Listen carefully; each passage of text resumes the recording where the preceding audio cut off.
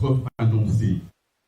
Le Gabon et les Gabonais méritent que le pilotage avec il mérite l'enfumage. Le Gabon mérite mieux que cette poudre de pimpin qui sert de politique publique. On nous enfume matin, midi et soir. Il y a zéro politique structurée, il y a zéro vision, il y a zéro visibilité. C'est pourquoi, quels que soient les obstacles qu'on a voulu placer sur mon chemin, j'ai pris la décision d'être candidat à l'élection.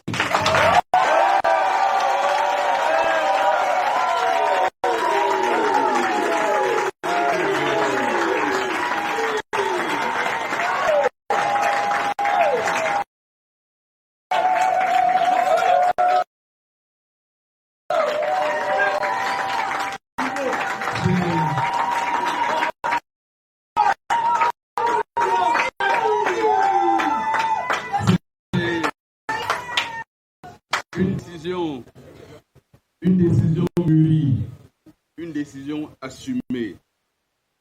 Je ne me dérobe pas. Celui qui recherche la popularité du moment, il n'est pas apte à diriger un pays. Tout capitaine de navire sait que pour atteindre le cap fixé, il faut savoir affronter la houle, esquiver les récifs et maintenir le cap. Affronter la houle, elle viendra.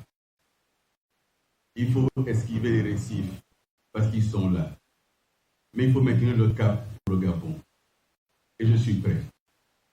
Je suis prêt.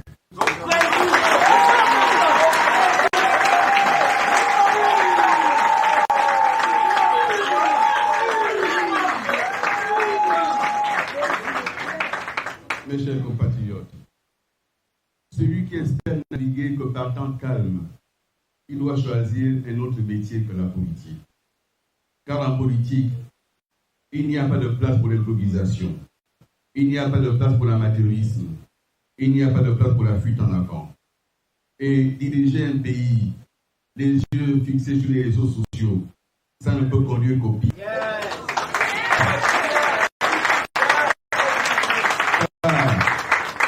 Les émotions du moment ne sont jamais autre chose qu'une photographie de l'instant. Et l'heure suivante, tout a changé. Est-ce que j'ai besoin de rappeler, mes chers compatriotes, que la vocation de l'armée, c'est d'être dans ses casernes? Est-ce que j'ai besoin de rappeler que la place du militaire, c'est dans les casernes? Et non pas à chercher à s'accrocher à diriger un État dont on ignore tout. Écrivez ça.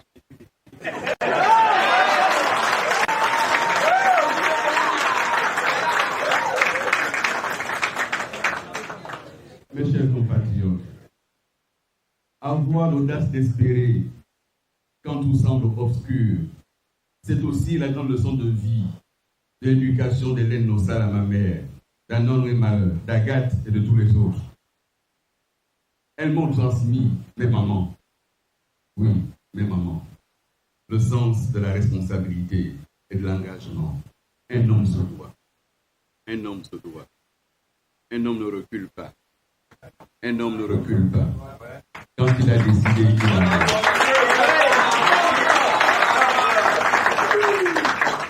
Or, aujourd'hui, notre pays est plongé dans l'obscurité, au sens propre comme au sens figuré. C'est le noir total, zéro visibilité. En 18 mois de direction des affaires, notre pays a plongé. Nous n'avons jamais connu une telle situation. Tous les indicateurs se sont dégradés sous nos yeux. D'abord, les fondamentaux économiques et financiers. La dette a explosé. Les finances publiques sont au rouge. Nos partenaires suspendent leur financement parce qu'ils ne voient pas clair, parce que rien n'est clair. On annonce des chantiers, mais ces chantiers sont tous à l'arrêt. On nous fait de l'enfumage. Les fondamentaux républicains, avec une constitution conçue pour un seul homme, taillée sur mesure, et dont on voit bien aujourd'hui qu'ils ont du mal à l'assumer. Une constitution qui a planté dans notre pays le poison de la xénophobie, le poison du tribalisme. Cette constitution divise les Gabonais. Elle est mauvaise. Il faudra la jeter à la poubelle. Oui.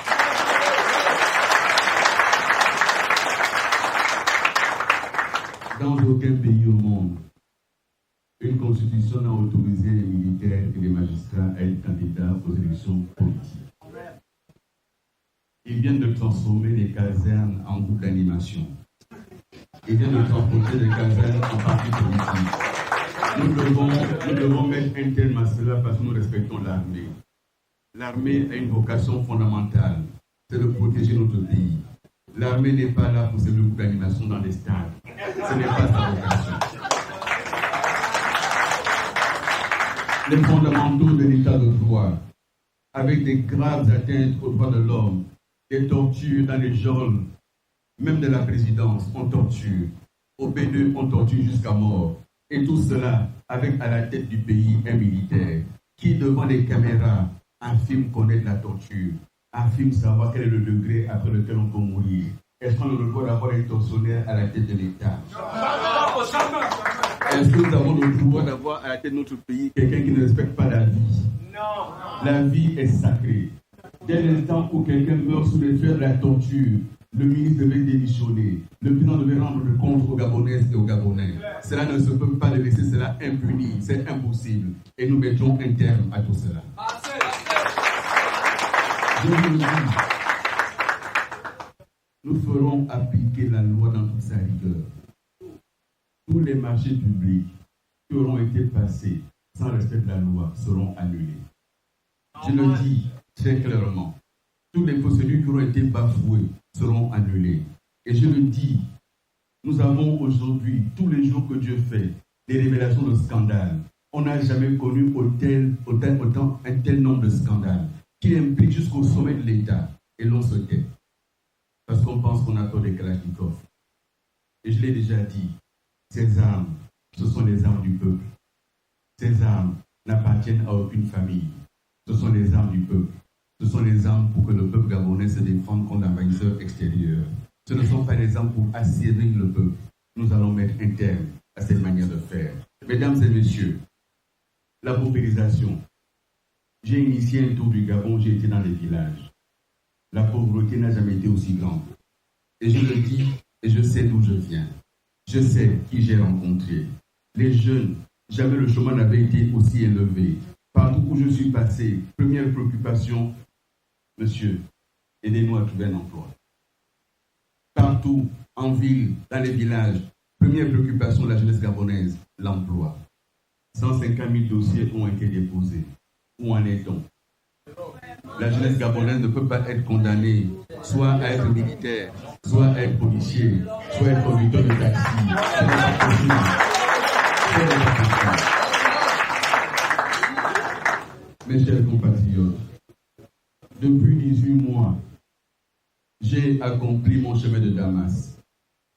J'ai livré dans un livre l'analyse des réussites et des erreurs, voire des fautes et des échecs du système Bongo PDG que j'ai servi, mais dont je me suis éloigné. Le général qui est à la tête de l'État et qui a improvisé un coup d'État, en trompant les Gabonais sur ses intentions.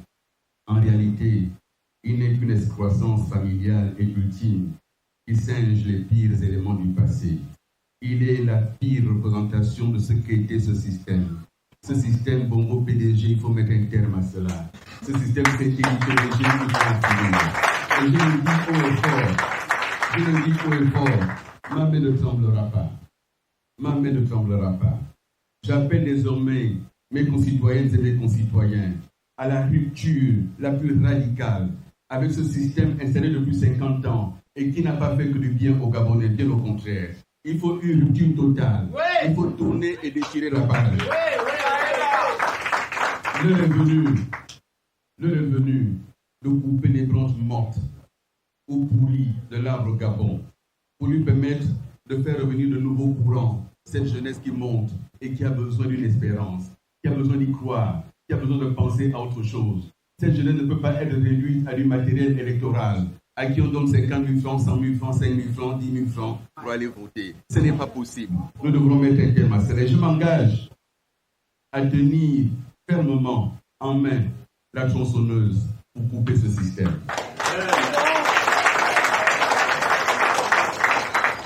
Et en reprenant les chemins du Gabon, mon pays, avec mes amis d'Ensemble pour le Gabon et avec les autres qui vont nous rejoindre, nous continuons à travailler pour forger ensemble le projet dont ce pays a besoin.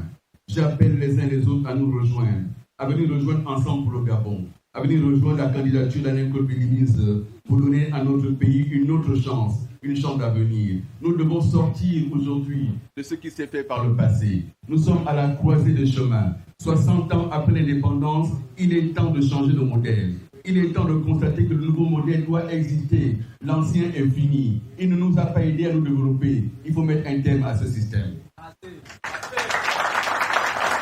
Je sais, la tâche sera immense, mais nous sommes prêts. Nous devons faire du Gabon une économie prospère, une économie libérale et sociale au sein de l'Afrique. Je le sais, nous en avons les capacités. Je veux être le chef de l'État qui sera le garant de l'unité nationale. Je veux être le chef de l'État qui luttera contre le tribalisme. Je veux être le chef de l'État qui luttera contre le régionalisme.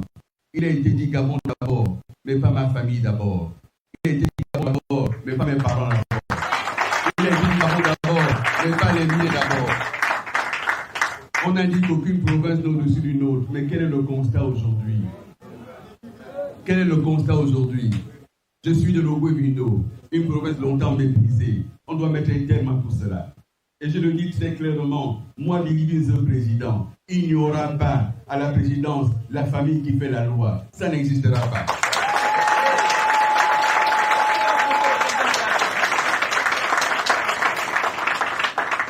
La République de Ngoni, ça suffit. La République de Koumiyongui, ça suffit. Nous sommes la République gabonaise, une et indivisible. Et nous allons construire ensemble ce pays, cette République, dans l'union, l'unité de ses fils, en respectant l'état de droit. En respectant l'état de droit, c'est-à-dire chacun avec ses droits respectés, chacun soumis à la même loi. C'est ça l'état de droit. Et je le dis fortement, non, mesdames et messieurs, il faut en finir avec cette manière de faire. Dans ce cadre, et dans le respect de l'état de droit, je l'affirme ici, le lieutenant Kelly Ondobian, il n'a rien à faire en prison. Si le 30 août a été une libération, Kelly Ondobian aurait dû être le premier à être libéré. Il doit être libéré sans délai.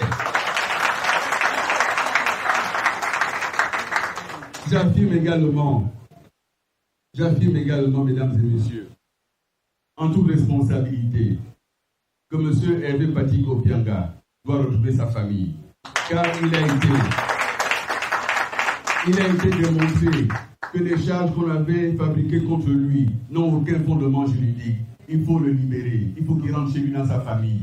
Il faut qu'il retrouve les siens en toute tranquillité, en toute quiétude. Je l'affirme. J'affirme également que les compatriotes détenus depuis le 30 août 2023, sans aucun procès, il faut qu'un procès se tienne avec des garanties accordées à chaque citoyen. Parce que ces personnes ont servi ce pays. Et s'il y a des choses à leur reprocher, que ces personnes répondent devant la justice gabonaise, en toute indépendance, en toute transparence. Pourquoi ils ne veulent pas du procès? Parce qu'ils ne veulent pas que les gens parlent. Parce que ces gens connaissent la vérité. Ils savent ce qui s'est passé. Ils savent que le 30 août a été une arnaque. Non pas pour sauver le peuple gabonais, mais pour empêcher l'alternance. Ils savent que le 30 août, le peuple gabonais a choisi quelqu'un d'autre. Et que ce 30 août-là, comment expliquez-vous que ceux qui sont censés avoir inversé les résultats sont tous les jours promus au Conseil des ministres? Comment est-ce qu'on l'explique? Ça veut dire qu'il y a eu des connivences afin de détourner le résultat des élections. On ne saura jamais qui a gagné cette élection. Mais pourquoi? Mais alors, pourquoi il n'y a pas un procès public? Ils sont accusés de détournement des deniers publics, mais c'est les deniers gabonais. On veut savoir qui a détourné quoi. Ne pas faire leur procès, c'est seulement chercher à se cacher.